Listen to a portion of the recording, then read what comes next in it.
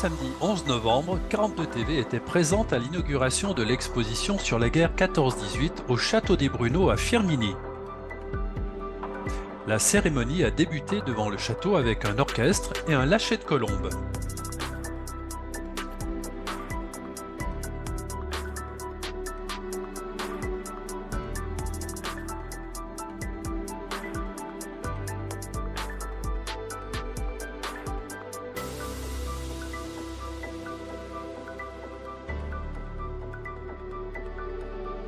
Enfin, la cérémonie s'est poursuivie dans le château où de nombreux élus étaient présents pour inaugurer l'exposition 14-18.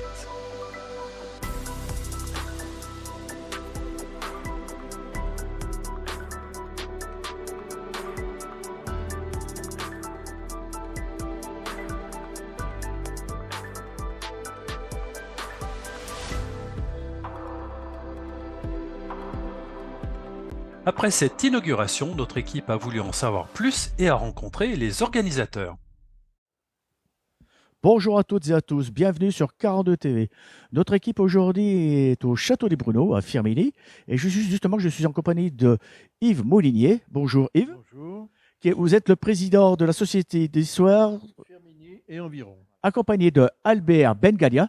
Bonjour Albert. Bonjour, je parle de la diversité des soldats qui sont venus sur le front français pendant la Première Guerre mondiale. Voilà. Vous vous en doutez bien, nous sommes au mois de novembre. Le 11 novembre, c'est une cérémonie importante dans la vie des Français. Et c'est pour ça que le Château des Bruneaux, en compagnie de son président, a souhaité faire une exposition. Alors justement, président. Nous avons eu l'occasion de faire cette exposition puisque Claude Royon nous avait sollicité et présenté ce qu'il avait déjà fait. Et donc l'occasion était de la faire pour le 11 novembre. Et nous avons sollicité la mairie pour avoir la cérémonie de clôture des célébrations au Château des Bruneaux, ce qui a été accepté. Et ce qui fait que ce matin, il y avait une centaine de personnes qui étaient réunies, qui ont vu l'exposition et qui ont, pour certains, découvert le Château des Bruneaux. Cette exposition a lieu de quand à quand? Alors l'exposition, elle a lieu depuis hier jusqu'au 26 novembre.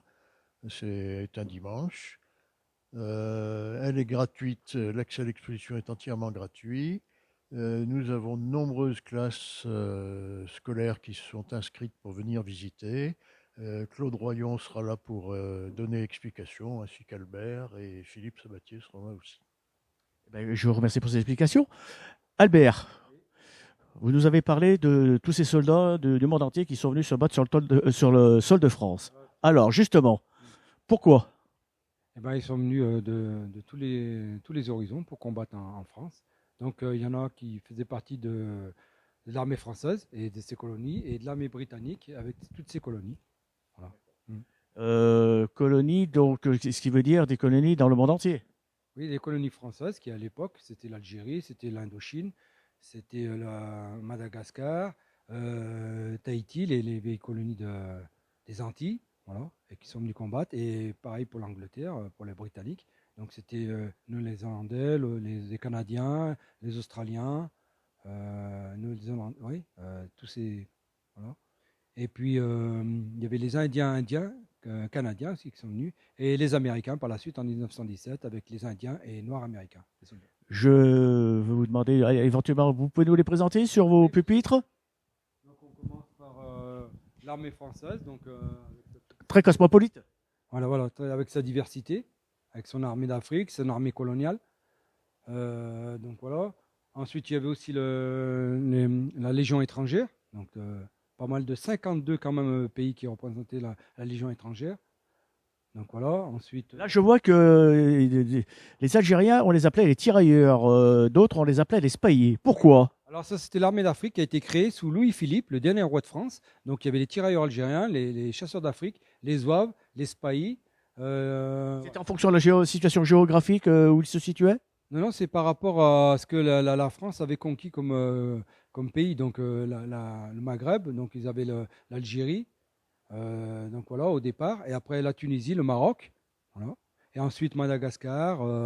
Donc les anciennes colonies étaient faites sous l'ancienne révolution. Donc Tahiti, comment ça s'appelle, la Réunion, la Guadeloupe, et tout ça, c'était sous l'ancienne Révolution. Et tout le reste, c'était sous Louis-Philippe. Donc, voilà. Ils étaient donc dans la conscription. Ah oui, ils ont été imposés en 1912, la conscription dans les colonies françaises. A été imposé l'armée française, du moins le service militaire en 1912. Voilà. Et votre collection, justement, elle regroupe combien d'œuvres, combien de sujets de ce type justement sur ces soldats? Pas mal. Donc, on a les tireurs tunisiens, marocains, algériens, sénégalais, guadeloupéens, guyanais, réunionnais, soldats des 4 communes du Sénégal, le bataillon du Pacifique, donc tahitiens et kanaks. Ensuite, nous avons les soldats des Indes, parce qu'à l'époque, la France, elle avait quand même 4 comptoirs français en Inde, donc des Indes qui sont combattus dans l'artillerie. Après, c'est greffé à ça l'armée tchécoslovaque, comment on appelle ça, les chasseurs tchèques et les chasseurs polonais qui sont venus combattre dans l'armée française. Il y avait le bataillon malgache aussi, les soldats indo-chinois, les brigades russes aussi, 2 brigades russes qui sont venues se battre pour la France aussi. Ensuite, nous avons le 2e corps d'armée italien qui sont venus aussi combattre dans l'armée française. Et ensuite, on passe à l'armée britannique. L'armée britannique était composée de soldats écossais, d'Irlandais, d'Australiens,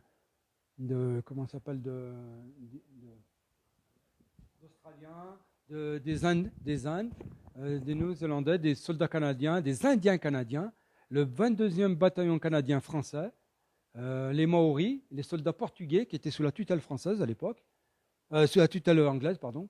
Et après les soldats américains. Dans les soldats américains, il y avait les soldats indiens américains et les soldats nord-américains. Voilà. Donc on peut dire une armée internationale pour défendre un seul territoire. Pour défendre la France, et la Belgique et la France. Ça s'est passé sur ces 2 trucs. Voilà. Sur le front français, on appelle ça. Voilà. Écoutez, je vous remercie Albert. Et puis aussi, je voulais rajouter aussi, donc j'ai rajouté des fiches sur les femmes. Les femmes pendant la contribution, pendant la Première Guerre mondiale.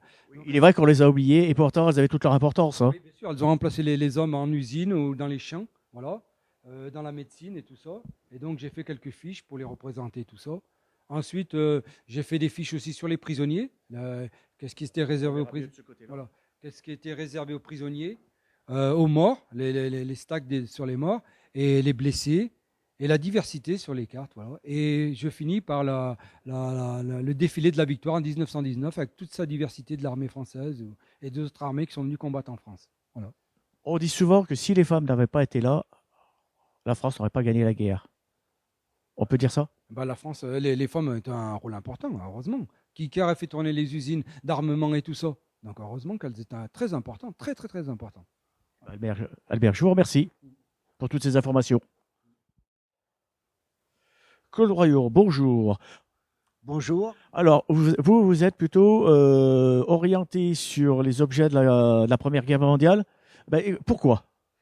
Alors, tout d'abord, c'est une passion, c'est d'abord l'histoire qui m'a intéressé. Et à travers l'histoire, je voulais connaître les objets, le concret, le visuel, le toucher, de savoir ce que ressentaient ces gens avec les casques, avec les armes, avec le savoir des tranchées, des poilus et autres. Voilà. C'était une passion plus des objets qu'autre chose. Oui, parce que la guerre de 14-18, c'était une guerre ultra moderne par rapport à l'époque et par rapport aux guerres précédentes. Tout à fait. Donc, ça a été le début des gaz, ça a été le début des mitrailleuses, ça a été le début de la grenade, du lance-flamme et autres. Et donc, à la suite de tout ça, il fallait se protéger avec les casques, avec les tranchées. Donc, il fallait du matériel, il fallait des objets. Et c'est ce qui m'intéressait en premier. Justement, alors devant nous, là, on voit une ancienne mitrailleuse. C'était pour les avions ou c'était pour les hommes? C'était pour les hommes. Donc, au départ, c'était la Maxim. La Maxim, donc ça, c'est une mitrailleuse de 1917 allemande, une MG, qui a au début, c'était la Maxim, et après, ça a été la MG allemande, la première mitrailleuse allemande fabriquée allemande, parce que la Maxim, c'était avant tout une mitrailleuse anglaise. D'accord. Alors, écoutez, on va poursuivre. Là, on voit des fûts d'obus. Bien souvent, on en a retrouvé qui étaient retaillés, décorés. Pourtant, ce sont des engins de guerre. Tout à fait. Alors, il faut savoir que les poilus, quand ils étaient au repos, dans les tranchées, en troisième ligne, ils fabriquaient des objets. Donc, quand ils étaient au repos, ils écrivaient des lettres, ils fabriquaient des objets, des coupe-papier, un tas d'objets, et ils étaient très, très minutieux pour tout. Donc là, on peut voir des objets qui sont gravés, ficelés, ils en faisaient des pots de fleurs, des lampes et autres. Et donc, c'était vraiment une passion et un travail énorme qu'ils fabriquaient, qu'ils faisaient. Ouais, c'était pour un petit peu un souvenir de se rappeler la paix. C'était pour se rappeler la paix, c'était aussi pour passer le temps, c'était pour faire un tas de trucs. Ils écrivaient aussi des lettres, des chants, des récits. Donc là, on peut trouver un carnet qui a été fait par un poilu. Il faut savoir qu'il avait les pieds dans la boule, assis sur des caisses de munitions dans les tranchées. Et pour écrire tous ces récits, ils fabriquaient eux-mêmes leurs stylos à base de balles et ils mettaient une plume au bout. Et avec ça, donc, ils trempaient la plume dans l'encre et ils écrivaient, ils faisaient leurs récits. On peut dire que l'humanité avait quand même encore sa place dans les tranchées alors. Énormément, il y avait beaucoup de camaraderie, il y avait beaucoup d'humanité, ils faisaient tout pour être humain encore, malgré toute cette souffrance. Et cette humanité, on pouvait la retrouver aussi bien d'un côté, des deux côtés des belligérants. Tout à fait, la première humanité, la première forme de respect qu'il y a eu, ceux qui connaissent le film Joyeux Noël, et qui est un récit extraordinaire, qui est véritable, en 14, il y a eu les Allemands et les Français et les Anglais qui ont sympathisé, qui ont fait d'ailleurs même une partie de foot, et qui ont été après réprimandés parce qu'ils avaient sympathisé pendant la guerre. Oui, et on peut voir donc le manque d'humanité des chefs. Tout à fait. Écoutez, on va poursuivre votre exposition et on va se rapprocher de ce qu'on appelle le casque Adrien.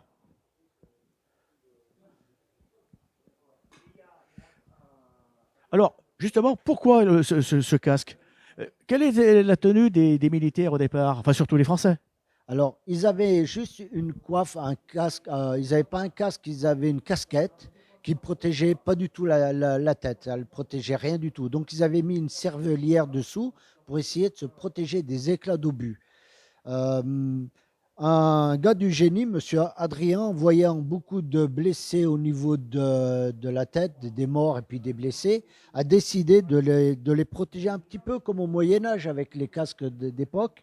Donc, il a fait son premier casque, le Adrien, fait en 3 parties. On voit avec la plaque devant qui signifie l'armée. Voilà. La République française. La République française et qui détermine aussi le bataillon. Donc ça peut être infanterie, ça peut être artillerie, ça peut être génie, ça peut être médecine comme on voit là-dessus, Afrique du Nord et puis tant d'autres. Voilà. Et ce casque Adrien, il a équipé seulement l'armée française? Alors non, il équipait aussi d'autres nations. Il a équipé la Grèce, la Russie, la Roumanie, la Belgique, l'URSS. Il a équipé d'autres pays, l'Italie entre autres. Il a équipé beaucoup de pays d'Europe, le Mexique et puis d'autres aussi. La guerre a permis de faire du commerce. Oui, on peut le dire comme ça, énormément de commerce, oui. Hélas. Hélas, oui. Tout à fait. Eh bien, écoutez, je vous remercie et bonne continuation. Merci, c'est gentil. Merci bien. Philippe Sabatier, bonjour. Bonjour. Alors, vous faites partie de cette exposition sur la Première Guerre mondiale.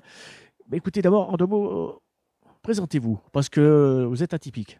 D'accord. Moi, je m'appelle Philippe Sabatier. Je travaille pour le service culture de la ville de Firminy en tant que médiateur culturel, organisateur de concerts, etc. Je suis musicien, chanteur, un peu peintre et dessinateur aussi. Et Justement, ces dessins, c'est quoi? Donc, je propose ici cette série de dessins sur 14-18. Ce sont des dessins que j'ai produits d'après des récits authentiques ou des lectures. C'est un peu le hasard des lectures qui m'a conduit à avoir une boulimie de 14-18 en lecture, qui m'ont conduit à un voyage à Verdun en 2005. Et après, en revenant, c'était tellement difficile d'exprimer tout ce que j'avais ressenti que j'ai fait presque machinalement un premier dessin. puis ensuite un deuxième. Puis là, c'est là que j'ai compris qu'on pouvait avoir matière à faire une exposition, parce que je tenais un sujet qui était plus fort que tout, qui m'emportait. J'aurais pu me remettre à dessiner sur d'autres sujets, j'aurais peut-être fait que 3-4 dessins. Mais là, le sujet était tellement énorme qu'il y avait vraiment quelque chose à faire. Et puis, ce fut la bonne rencontre entre cet univers qu'on connaît en noir et blanc et la technique du dessin au crayon. Donc, je pouvais me lancer là-dedans. Et ensuite, j'ai développé les sujets, toujours avec la démarche de m'imaginer un peu comme un reporter sur place, sauf que je n'étais pas présent, que je n'avais pas d'appareil photo. Et donc, j'ai redessiné d'après imagination des scènes de vie que tout un chacun, enfin tous ceux qui sont partis, tous ceux de nos familles sont partis, auraient pu voir. Voilà, c'est ce qui fait que ça touche un peu toutes les familles. J'ai pas cherché à reproduire les grandes pages d'histoire, les grands moments, la gloire des généraux, etc. Des tranches de vue quotidiennes. Voilà. Surtout attaché à ce que l'homme du peuple a pu voir. Écoutez, je vous propose de vous en présenter quelques-unes quand même. Tenez, les taxis. Les taxis de la Marne. Alors là, pour le coup, c'est un peu la page un peu historique et connue. Donc un taxi de la Marne qui quitte la ville de Paris, mais toujours un peu avec une démarche un peu. J'essaie de rajouter surtout de l'humain, de privilégier l'humain. C'est pas la gloire qui m'intéresse le plus, ni la guerre. C'est surtout l'humain. Par exemple, on voit un beau-père, sans doute, peut-être un père qui regarde passer son fils avec une jeune fille. C'est ce qui rajoute le côté émotion, parce que j'aime bien l'émotion. Enfin, pour moi, le noir et blanc, c'est un peu le langage de l'émotion. C'est celui de Charlie Chaplin, de Robert Doisneau. Enfin, j'adore cet univers. Et c'est aussi l'univers de la nostalgie. J'ai mis un peu aussi de ma propre nostalgie ou de mes propres émotions. Celui-ci, il est assez émouvant aussi. Ce sont les hommes qui quittent le village. Hein. Qui quittent pour le départ, pour la guerre, justement. Pour la guerre, parce que là, on est début août, on voit que c'est l'été, les femmes restent, il y en a une qui pleure. Il y a le chien qui suit un peu, il pense qu'il va venir aussi. Et non, mais les hommes s'en vont, avec chacun une attitude différente. Je fais toujours un peu preuve de psychologie. Là, on voit un peu la mentalité de l'époque. Celui-ci, il pense qu'avec une bonne bouteille de rouge, ne pourra rien lui arriver. Lui, il a la cocarde. L'autre, derrière, a l'air plutôt déprimé. Donc, il y a des réactions différentes qu'on retrouve un peu dans celui-ci. Là. Alors, celui-là, les gens l'aiment beaucoup. Le titre, c'est 2 minutes avant l'assaut. Et donc, on voit les différentes attitudes des soldats qui vont partir dans l'assaut et peut-être mourir dans l'assaut. Celui plutôt dans sa prière, celui-là est en train de gerber, celui-là déterminé. L'officier il a la responsabilité de partir à la bonne heure. Enfin, chaque fois, c'est des réactions différentes. C'est l'attitude, l'humain qui m'intéresse le plus, surtout. D'ailleurs, on pourra regarder, en plus, maintenant, on se rapproche de la condition de vie de ces poilus. Oui, par exemple, là, par hasard, ces 2 dessins sur le manger sont côte à côte. Là, ça se passe sur la colline des Éparges. Il mange la soupe froide sur la colline des Éparges. C'est le titre du dessin. Bon, il est assez parlant lui-même. Ça a aussi été raconté par Maurice Genevois. Le mec, il mange une boîte de sardines avec une musette accrochée à la main d'un mort qui est à demi enseveli. C'est des choses racontées. Il n'existait pas d'image. Mais ça a été raconté, je sais, par Maurice Genevois dans ceux de 14 et dans d'autres récits aussi. Donc j'essaie de mettre des images sur des choses qui ont été racontées, qui n'ont pas été forcément vues. Je ne fais pas de copie d'images existantes, parce qu'il existe beaucoup d'images sur 14-18, mais elles n'étaient pas dans des instants cruciaux. Quand on filmait, quand on faisait une photo, c'est quand c'était calme. Donc voilà, moi je fais des instants différents, là où ce n'était pas possible de photographier à ce moment-là. Donc à la fois, il y a des scènes un peu de guerre, il y a des scènes plus paisibles aussi, comme ici, on voit les permissionnaires au buffet de la gare, hein, qui boivent un coup avec une jolie serveuse. C'est un moment de détente. C'est aussi l'homme est là, c'est plutôt l'humain qui m'intéresse. Ouais. Et puis il y a aussi, malgré tout, malgré cette guerre, malgré ces combats, des moments de fraternité entre peuples. Parce que justement, nous avons un exemple. Vous avez voilà, une belle image. Oui, un soldat allemand qui a été partiellement enseveli par un bombardement. Et les Écossais, donc, ils ont avancé, ils trouvent ce soldat allemand. Ils le dégagent, ils lui donnent quand même à boire. L'Allemand va partir prisonnier, mais bon, il est... Parce qu'en premier lieu, on voit un Écossais avec une pelle. On se doute qu'il va exécuter une sentence, mais on pourrait croire, mais à côté, il y a un verre et puis une bouteille. Voilà, ouais, donc ils sont plutôt partis à le dégager. Mais c'est vrai qu'ils pourraient l'achever. Mais bon, après... ce sont des hommes et ils ne sont pas responsables de cette guerre et ils n'en restent pas moins humains. Et les Allemands de cette époque, ce n'étaient pas des nazis non plus. C'était quand même Il y a une autre photo aussi qui est marquante parce que là, c'était d'un camp, du camp allié jusqu'au camp attaquant. Et ben, voilà, un camp adverse. Et là, on se croirait le jour de Noël. Un peu, un peu. C'est plutôt le 11 novembre 1918. Alors, il était interdit aux soldats français d'aller rencontrer les soldats allemands, mais ça s'est produit quand même. Et là, on voit un peu un échange entre des soldats allemands et français, chacun avec des psychologies différentes. Eux qui échangent un verre de goutte, ils ont peut-être une mentalité, ce sont peut-être des hommes un peu plus simples. C'est un peu plus complexe sur ceux-ci. Là, l'allemand qui est un peu chagriné, avec un chagrin beethovenien et une hésitation, peut-être une culpabilité, et la main du français qui porte un brassard de deuil, un peu plus hésitante. Mais là, c'est la simple cigarette. Le soldat allemand porte un casque français qu'il a mis à l'envers.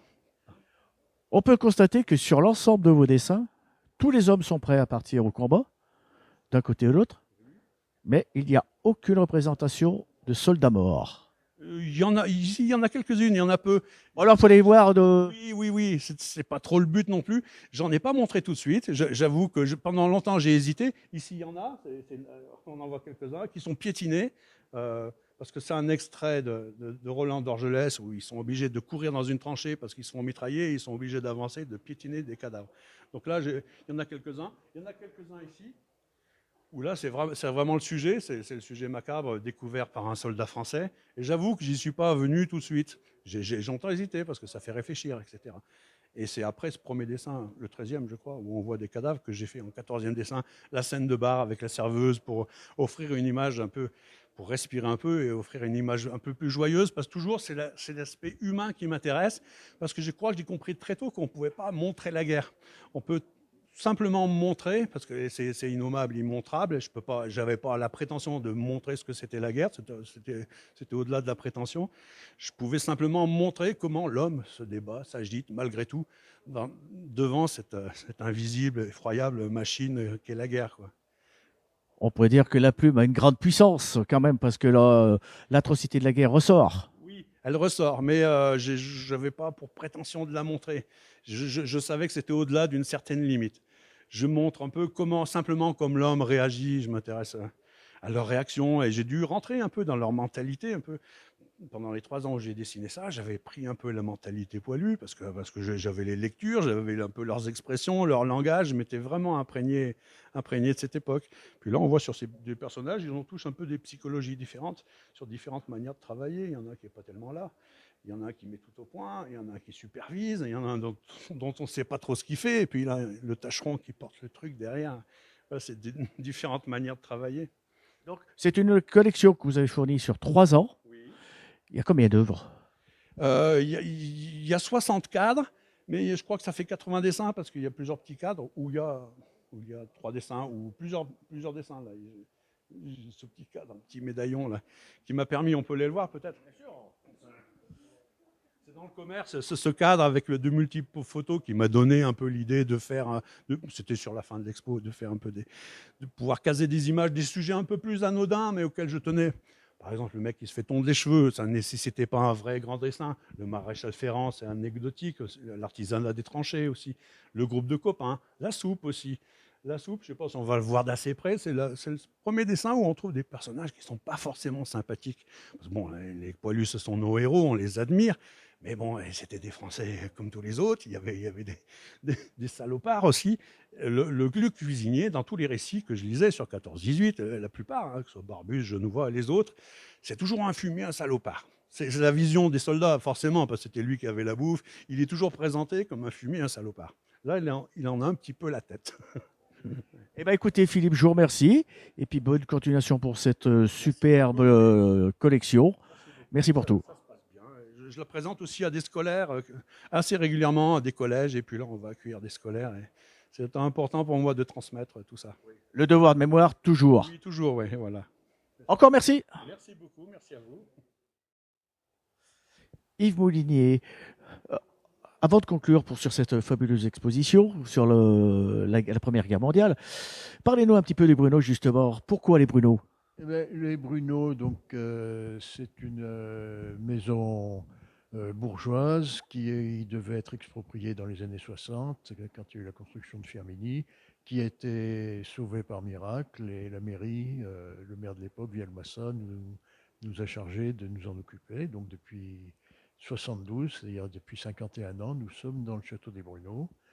Donc toutes les pièces, ou pratiquement toutes, ont été rénovées et nous y présentons soit des collections permanentes, soit des expositions temporaires, ou même des salles historiques où il n'y a que le décor à regarder. Vous faites aussi des conférences ou des... On fait régulièrement des conférences.